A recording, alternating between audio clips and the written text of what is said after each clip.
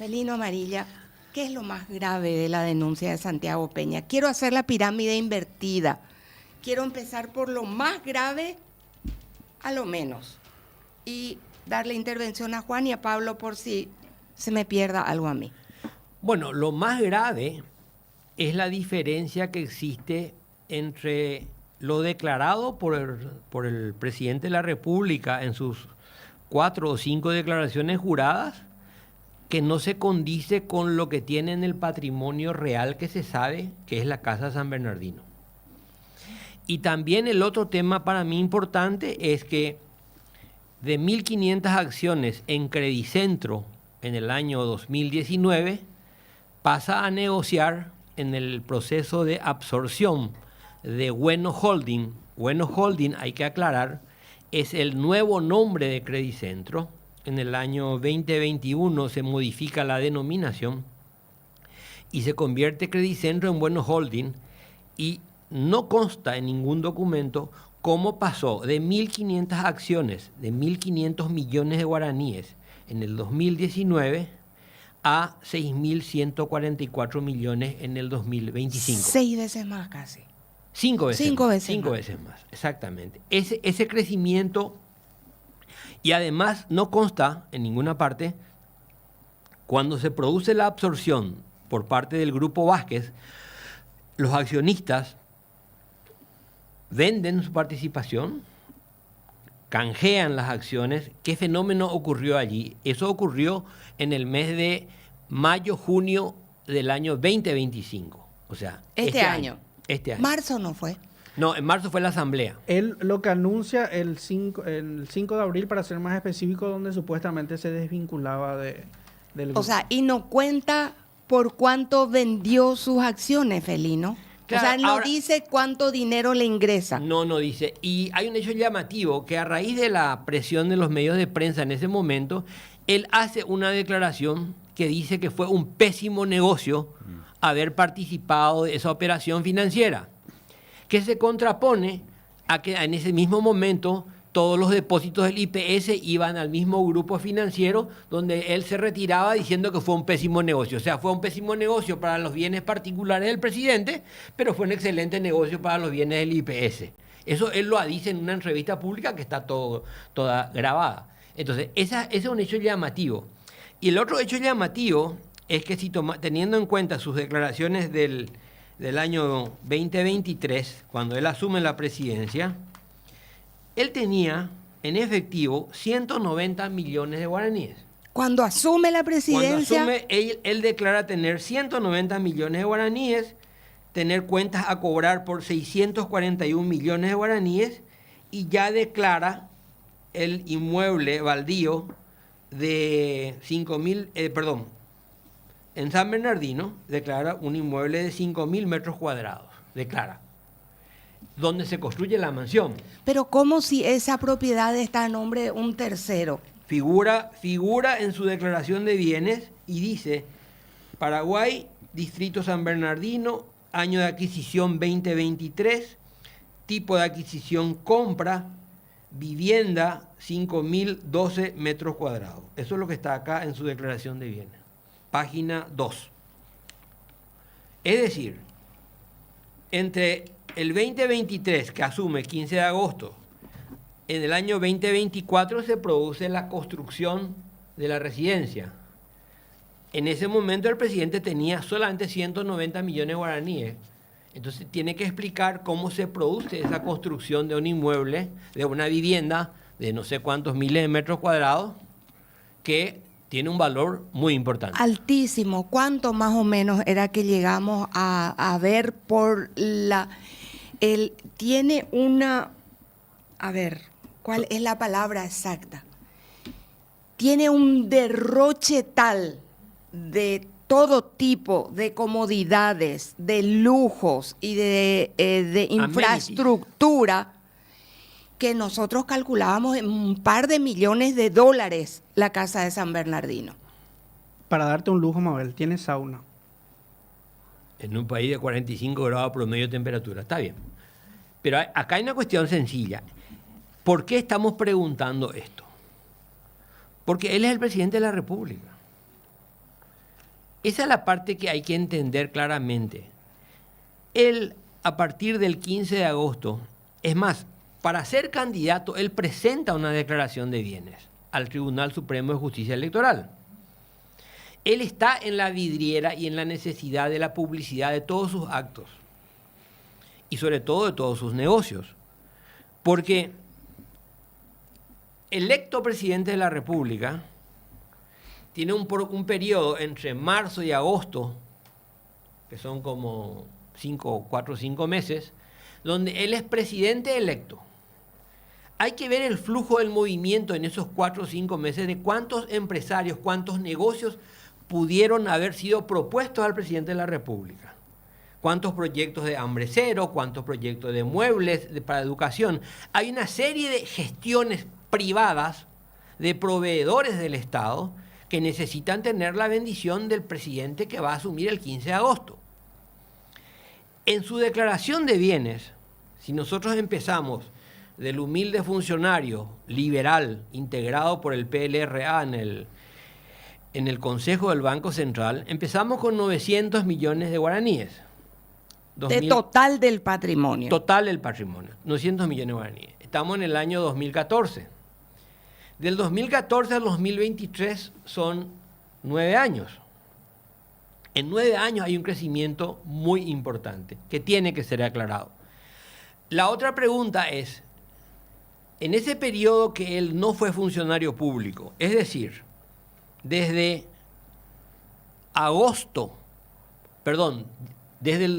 creo que octubre, noviembre del 2017, que renuncia al Ministerio de Hacienda para ser candidato para las elecciones del 2018, él pasa a ser funcionario del Banco Basa, donde pudo haber percibido honorarios. Eso es lo que dicen los cartistas, que él ganaba $1 millón al año. Correcto.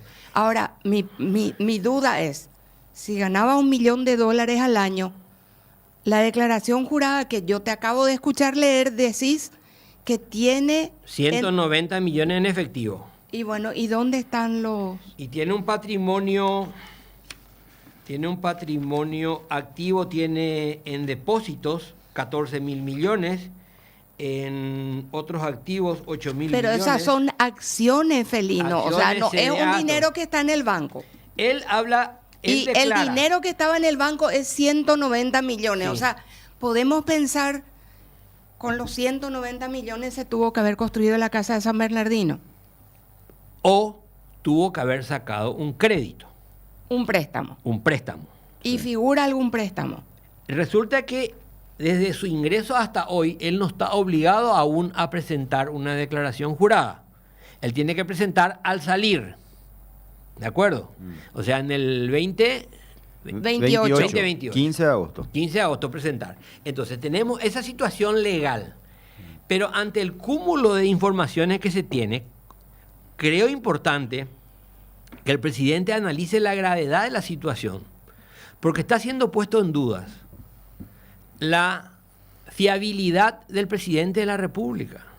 Estamos ante indicios muy claros de que el señor Chino, que se ganó 34 millones en la licitación de Itaipú, ya tenía contactos con él cuando era candidato electo. Sí, usaba el avión, pero eso no es una sospecha, eso no es una adivinanza. Tenemos esa certeza. ¿Por qué? Porque hay videos, hay fotos y está la trayectoria del avión en las aplicaciones aeronáuticas de la matrícula del avión del Chino que iba a Florianópolis a llevarlo a él.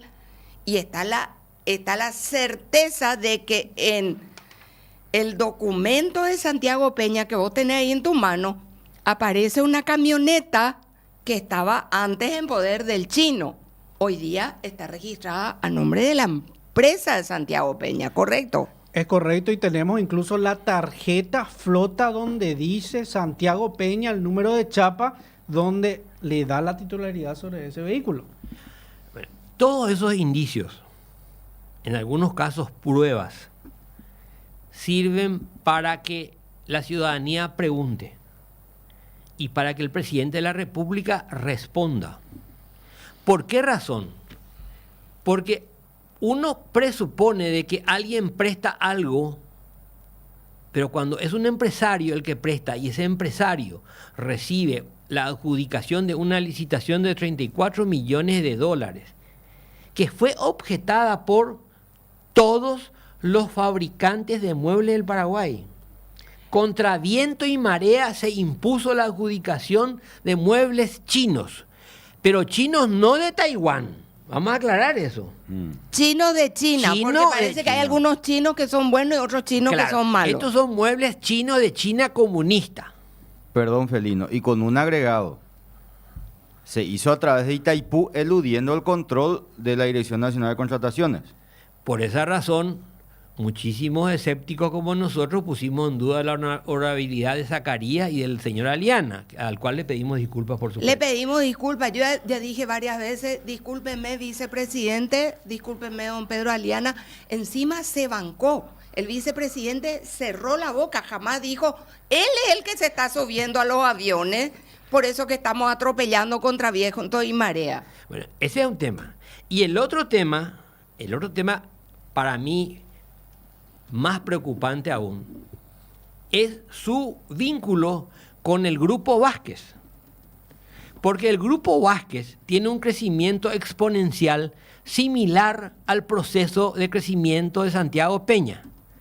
En el año 2019, Credicentro, que era una empresa financiera, inicia un proceso de captación de bienes y ese grupo, el Grupo Vázquez, con diversas denominaciones empresariales, tuvo un crecimiento exponencial entre el 2018 y el 2025.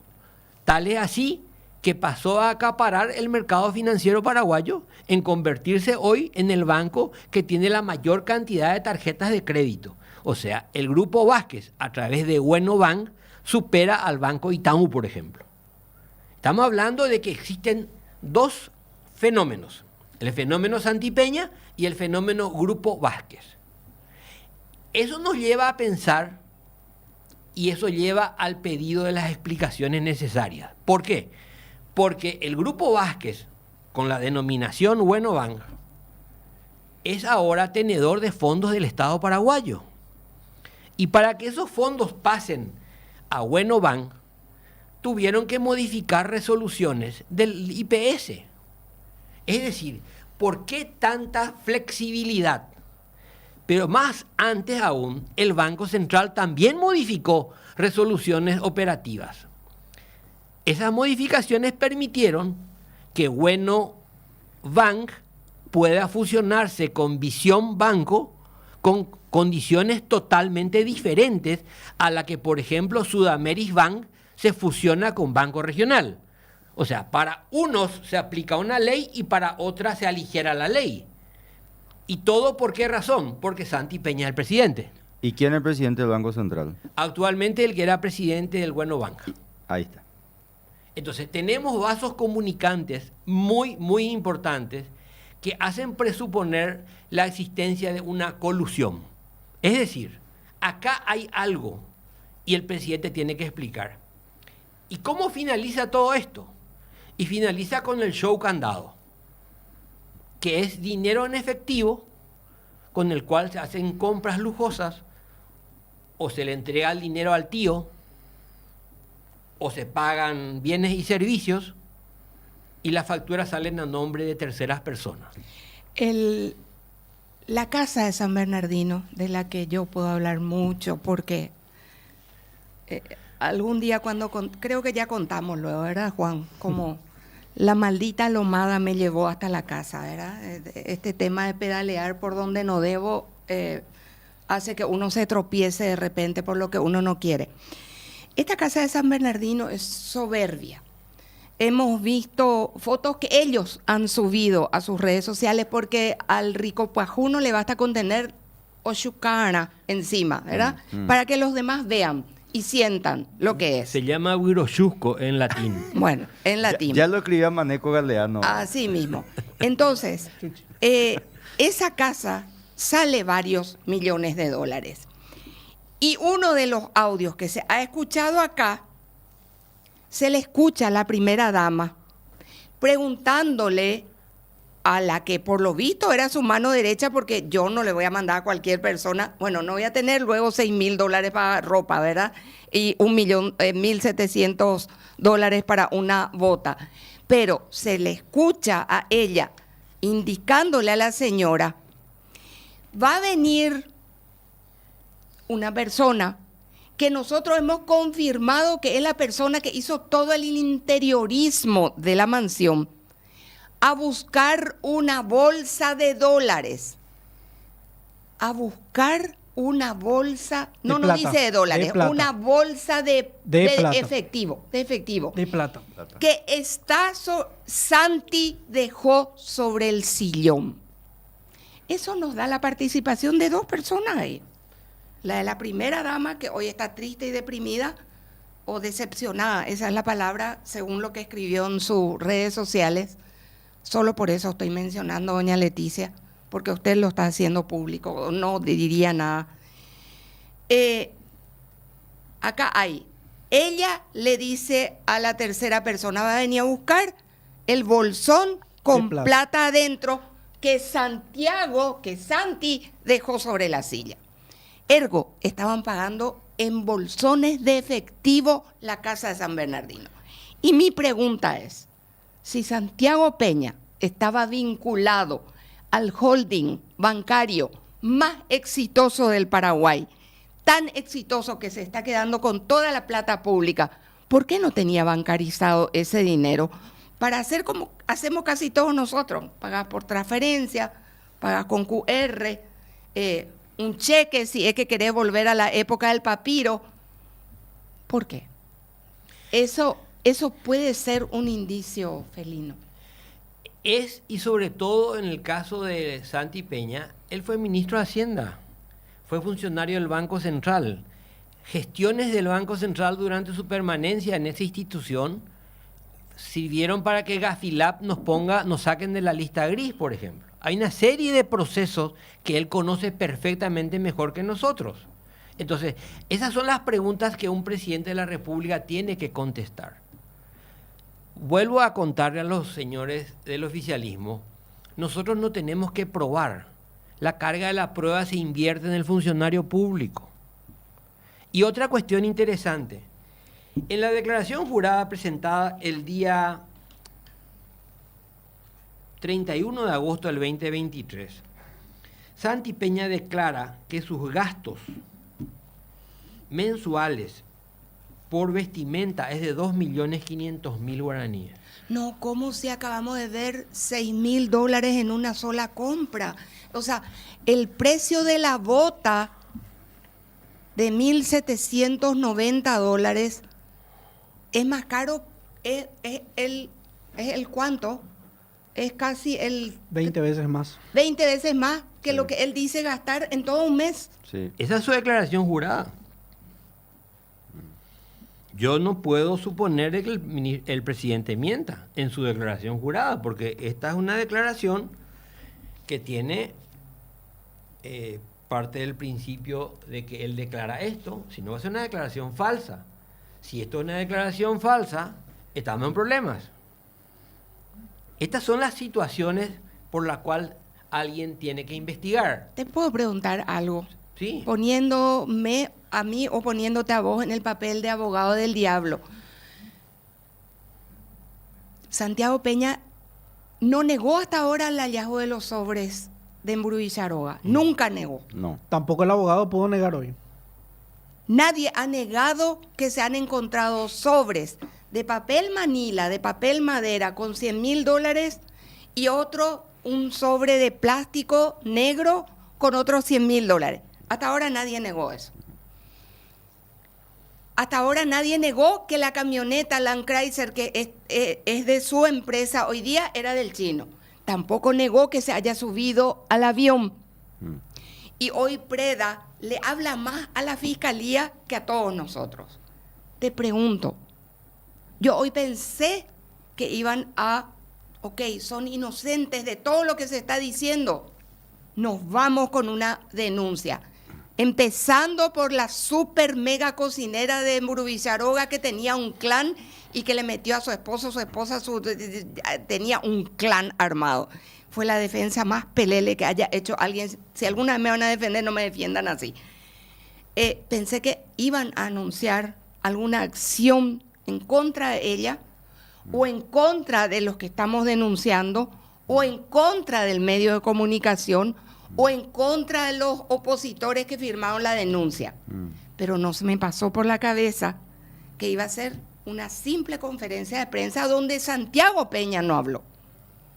Entonces, ¿por qué crees que no nos están denunciando?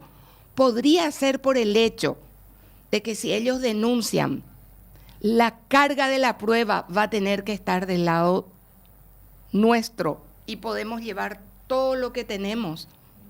No, te vuelvo a decir, en este caso, las declaraciones juradas hacen plena fe, son pruebas contundentes. Estos documentos firmados por él son los que tienen que ser analizados y se tienen que hacer la correspondencia con su patrimonio actual. ¿Qué pasa si hoy presenta una nueva declaración jurada, Y Félix? se va a tener que hacer una correspondencia entre su declaración del 31 de agosto del 2023 y hacemos un corte al 31 de septiembre del 2025. Y tiene que justificar el crecimiento patrimonial y tienen que venir las facturas emitidas por él en su calidad de director del Banco Basa, tiene que venir las facturas emitidas en su calidad de conferencista internacional, tienen que venir todas las facturas de sus ingresos que permitieron ir de los 907 millones del año 2014 a los 23.000 millones de ahora. Ahora, pero Felino, ahí Houston tenemos un problema porque la señora que trabajaba en su casa dijo que las facturas salían o a nombre de ella o a nombre de terceros. Houston, ese es el problema del presidente de la República. La Fiscalía tiene que verificar los datos existentes, no suposiciones. Si uno analiza estas declaraciones juradas, no se condice con el patrimonio exhibido.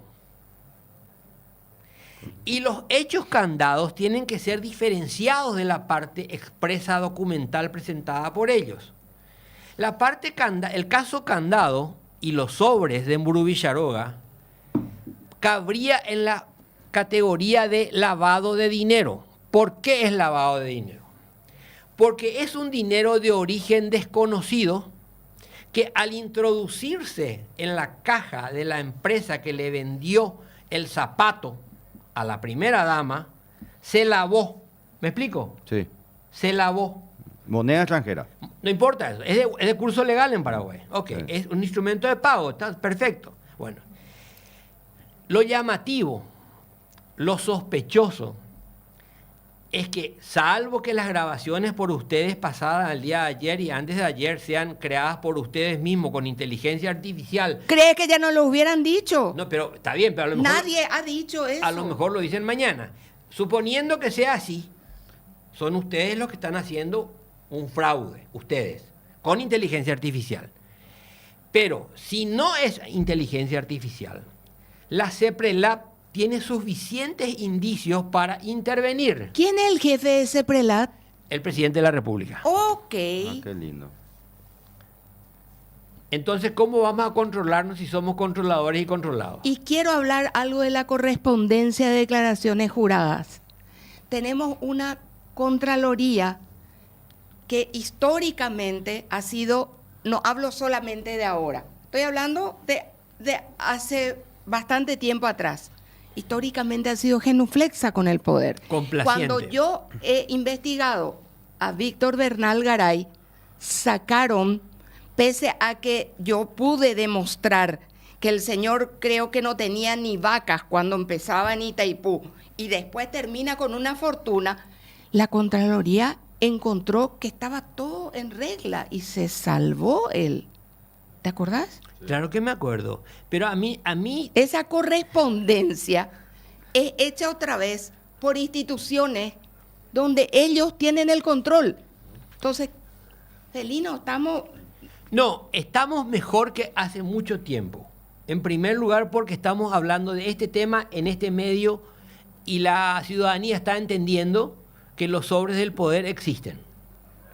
Y lo que antes se veía en el resultado, la estancia del general, o la estancia del ministro, o el auto del ministro, o la casa San Bernardino del ministro, hoy tiene nombre y apellido y hay una duda, y hay un signo de interrogación, y hay declaraciones juradas. Y estas declaraciones juradas, te vuelvo a leer la presentada por Santipeña. 2.500.000 guaraníes es su gasto mensual el 31 de agosto del 2023. Espero que en la declaración jurada del 2028 aparezca que esto sube a 150 millones de guaraníes, para que haya una equivalencia con los gastos. Pero la explicación es, ¿los dólares en efectivo existieron o no existieron? La casa San Bernardino, ¿quién la construyó? Constructora Renfel. Muy bien. ¿Dónde está la factura de constructora Renfel al señor Santipeña por la cantidad de metros cuadrados que cobró a tantos dólares el metro cuadrado? ¿Cómo se pagó? Porque si se pagó en cheques, ese cheque tuvo que haber ingresado al sistema bancario. Es demasiado sencillo pedirle al banco emisor que nos den la fotocopia del cheque. Y acá está el cheque. Lo que dice Mabel, lo que dice Felino es un disparate. Acá está el cheque. Yo pagué con un cheque que salió de mi cuenta corriente. Pero ¿qué pasa si se pagó en efectivo? Va a haber factura de pago, pero no va a haber instrumento de pago. ¿Me explico? Sí. O sea, ¿cómo pagó? O Y- sea, aparece la factura. Aparece ¿Y la cómo te pagó esto? Pero ahí tendría que efectivo. entrar la Dirección Nacional de Ingresos Tributarios y su No. titular. Espera. Su Ya, ya, ya. titular Espera. nos dijo. Mabel, nos comimos una primicia. Ayer se cambió el reglamento. ¿Qué? Y porque a ¿Cambiaron todos... el regla- No, digo, Ah, porque a yo dije, todos... ¿cómo? A todos nos exigían factura. Y desde ayer, el titular de la DENIT le dijo a los colegas de Monumental que él no ve ningún problema que se haga la factura a nombre de tercero. Entonces, eso, yo contador, se me pararían todos los pelos, Sí, pero- porque a mí me han convocado a decirme que esta factura que le hicieron a tu cliente a nombre de tercero y qué sé yo, y que se usó otras empresas y todo el resto. Entonces, ¿quién le pone el cascabel al gato? El tema es el siguiente, que este es un país corrupto. La corrupción forma parte del ADN paraguayo. En busca del hueso perdido de Helio Vera, empieza la historia con el doctor Francia. Pablo Guerrero decide regalarle a su novia un automóvil y decide pagar al contado. Y le dice a la concesionaria, saca la factura y el título a nombre de NN. Es absolutamente lícito. Pablo paga, Sí. tiene un débito en su cuenta y NN tiene un crédito que no puede explicar. ¿Ok? Pero como es entre particulares, no pasa absolutamente nada. Vuelvo al caso constructora Renfel Santipeña. La casa costó $1 millón y la mano de obra alcanzó $500.000.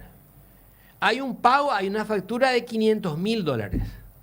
Ese dinero, si fue en efectivo, para que constructora Renfel ingrese al banco, tiene que hacer una declaración, porque eso va a generar un ROS.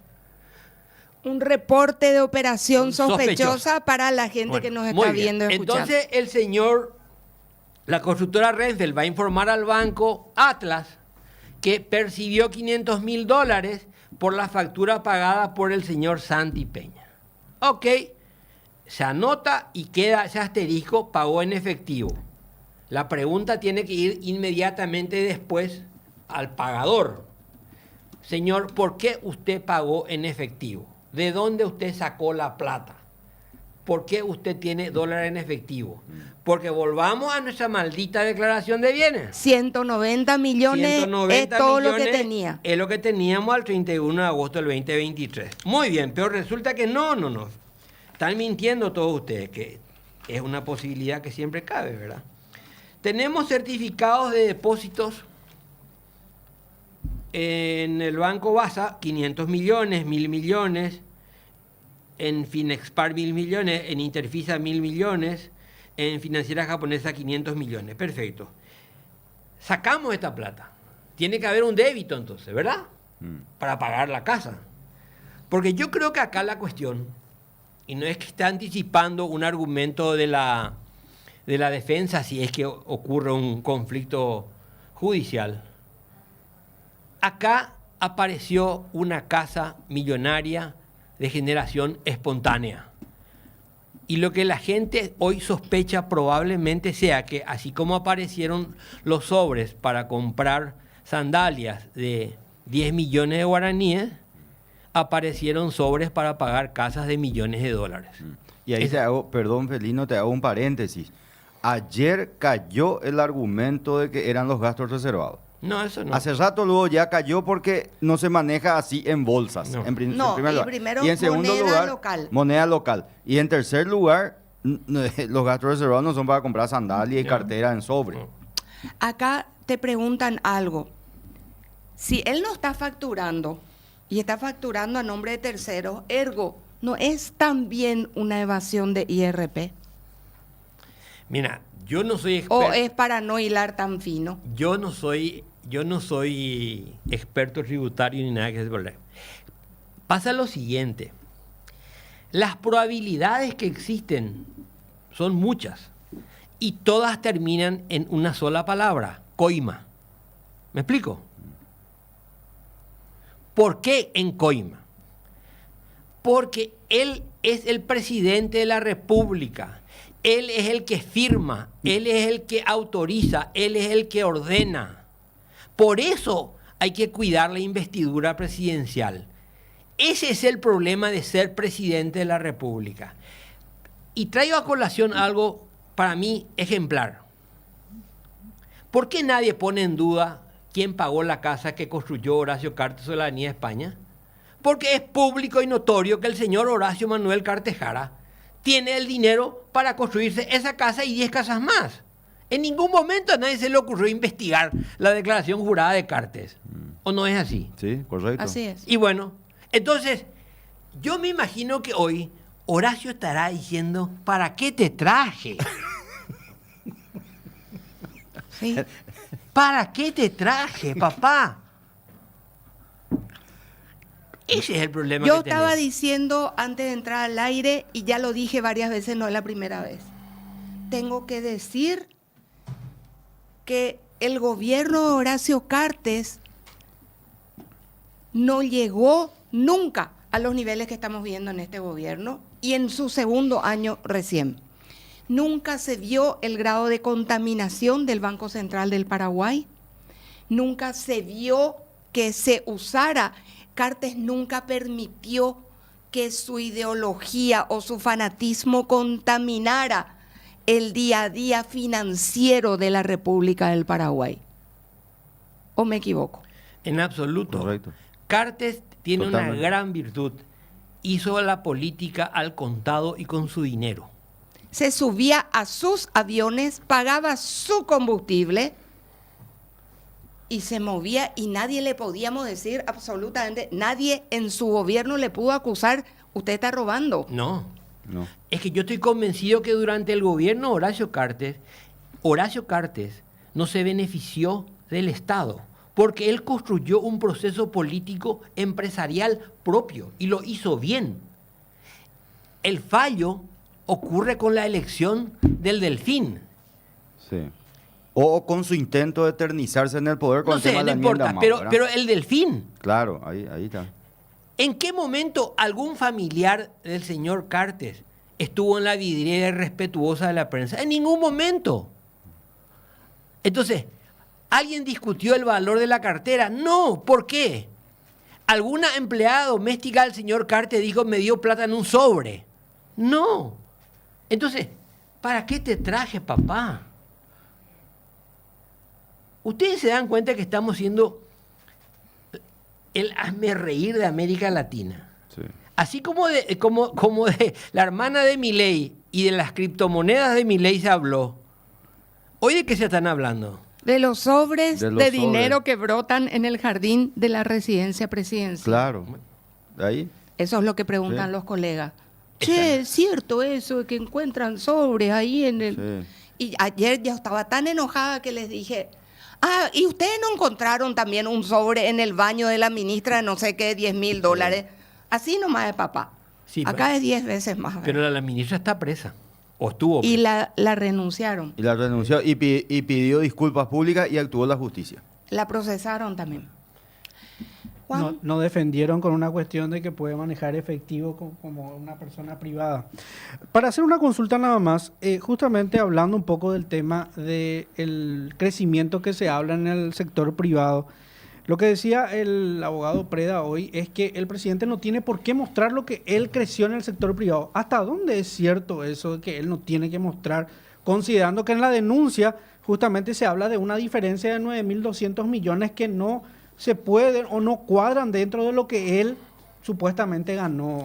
Pero vamos a hacer un ejercicio más simple.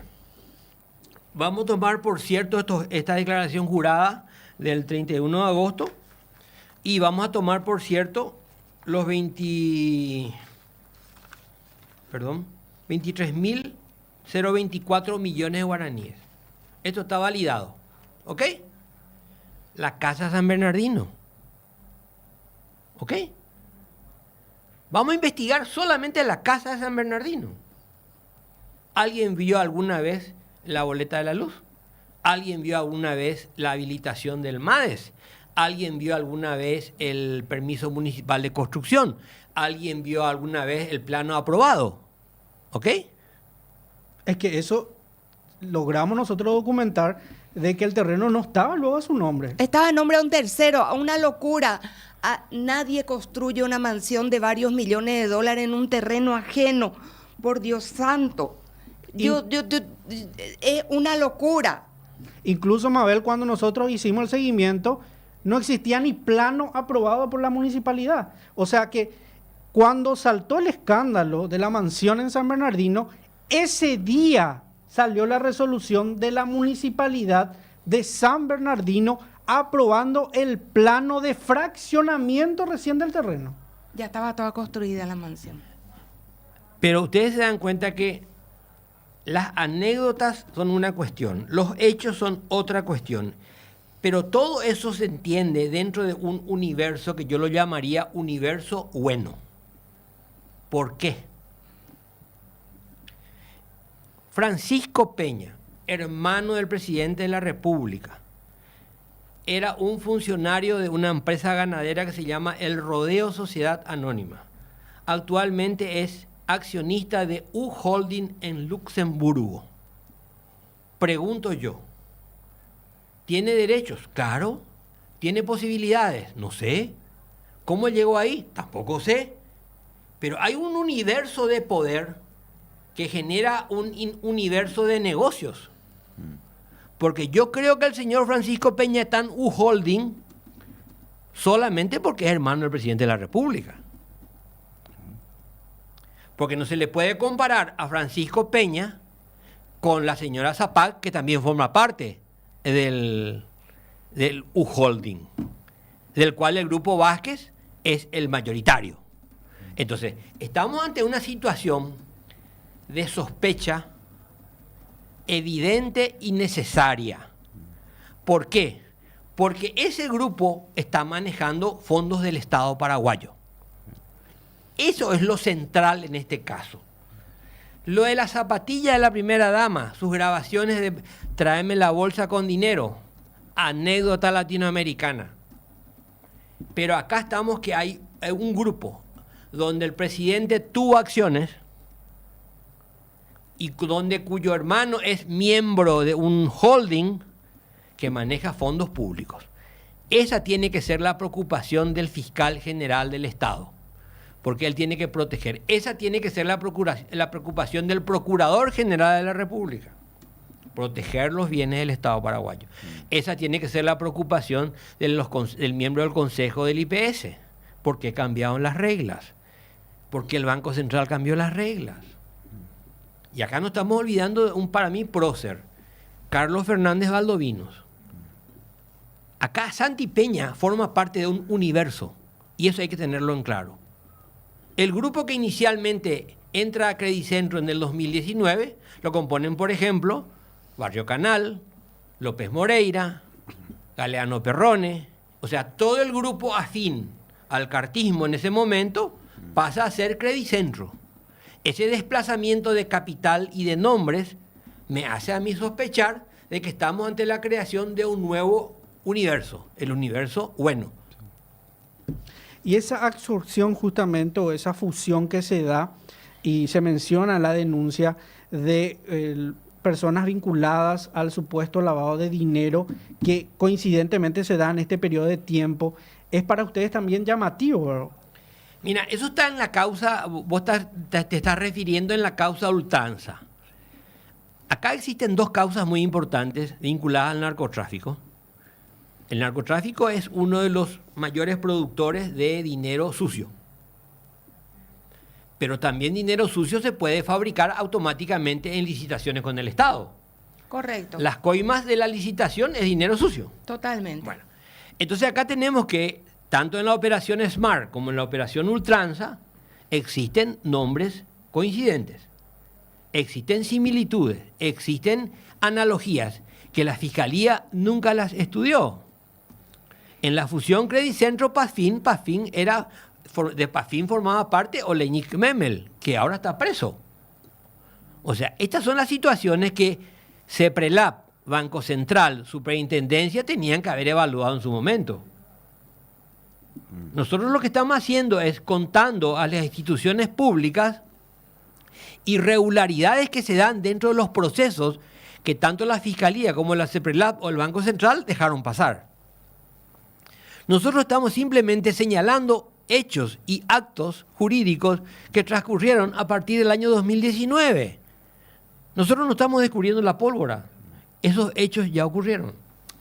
Yo quiero, ya para agradecerte, Felino, simplemente recordar que la ley 125, todas sus modificaciones, todos los ingresos se presumen lícitos, salvo que se demuestre lo contrario.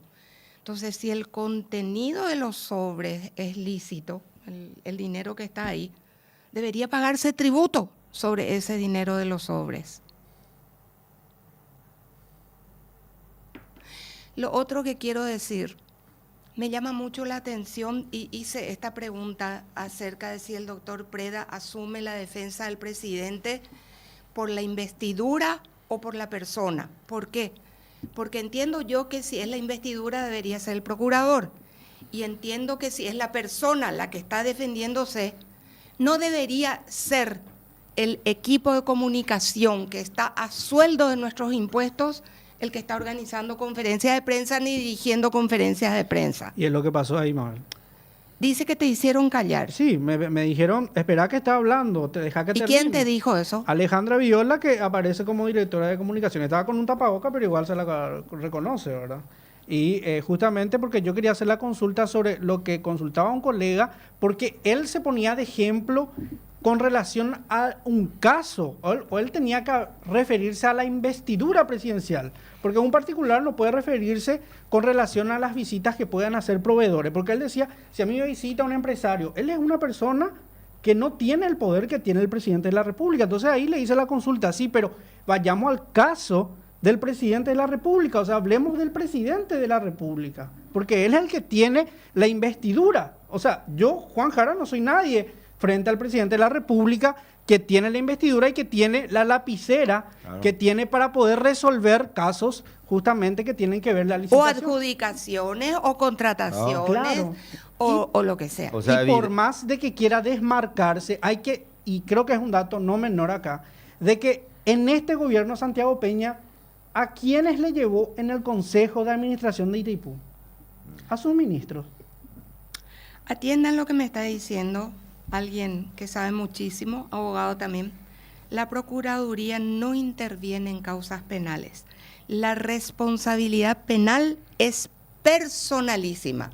Ergo, empiecen a sacar todo lo que tenga que ver con lo que es nuestra administración financiada con nuestros impuestos de la defensa de Santiago Peña. Empiecen ya nomás a separar bien. ¿Correcto? Correcto. Sí. Y una anécdota nada más, ¿verdad? En Perú le pusieron pata para arriba a la presidenta Dina Boluarte por usar un reloj Rolex. Y le preguntaron de dónde compraste si tu salario es... No aguanta. No, en Perú, reloj. Y acá yo estuve González Maqui viendo- con Automau. Se armó un Automau quilombo, ¿verdad? González Maqui. Estuve viendo en redes que hicieron un trabajo de los relojes caros del presidente de la República. Era un tema que nosotros no nos hemos metido porque teníamos un norte, estábamos tratando de seguir lo que sí podemos hacer con pruebas, pero se ve una ostentación bastante interesante que con tus 190 millones de guaraníes nomás, No No cierra. No llegamos. No llegamos. No llegamos. a no ser que exista alguna fórmula de convertir el agua en vino. Pero ese hombre murió hace 2025 años. Y de Cristo también hablaron. Sí. Felino, muchísimas gracias. Un placer con ustedes.